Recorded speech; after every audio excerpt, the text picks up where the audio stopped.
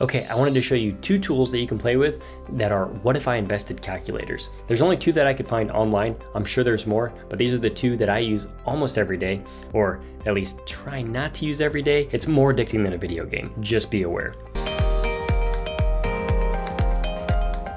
So if you're someone who's ever thinking, what if I invested in Google whenever it first IPO'd, or what if I invested in Ford Motor Company 20 years ago, what would that be worth today? So let's dive into the two tools. So the very first one is Stockchoker.com. Now this one is very user-friendly. You don't need to know the ticker symbol of the stock. It can switch both from EFTs to regular stocks. So here I have Amazon pulled up just to give you guys a demonstration. I put it at January 3rd, 2000, $1,000 investment. You hit calculate, and boom, you already saw it here over on this side. So $42,889, not a bad return for $1,000 investment. What I think is funny with this website is it actually tells you, what you could get if you had this much money. So 21,444 hours of street parking in most parts of Chicago. And it just keeps on going. 335 replica Lord of the Rings swords, 670 cheap box sets of all 7 Harry Potter novels. So I think that's pretty funny. But this is the first one.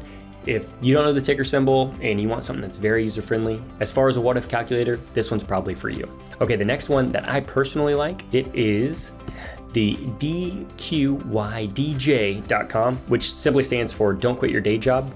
Their calculator, the reason I like this one more is because it actually gives you a nice graph here so you can see it. So I typed in the same thing as the other one. So we did Amazon, January 3rd, 2000, and here you go. So final value, $39,301. Now you probably noticed that there is a discrepancy of about $3,000. It says here as far as the note that it doesn't calculate for spinoffs and the split adjustments are manual. The split for Amazon, that was a long time ago, so I'm sure that's already been updated, but I don't know how all that works in their back-end system.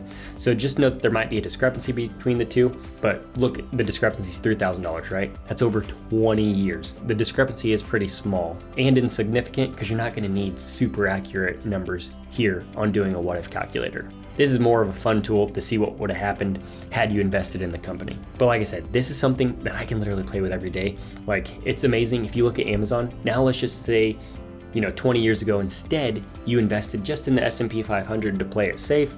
So let's look up a Spider S&P 500, calculate, look at the difference, $4,244 had you done that. And the annual return, 6.98%. And now what would have happened if you invested in, let's say, Ford Motor Company at the same time? Calculate, you'd have been negative your investment, right? You would have only had $613. It's pretty eye-opening, and hopefully this can help inform you on your investment strategy, right? Previous returns isn't gonna guarantee future returns, but it'll at least give you a guide as far as if you're investing for the first time, like what is your risk tolerance and how are you gonna look at opportunities in the future? So I do wanna ask, do you know of any other what if I invested calculators?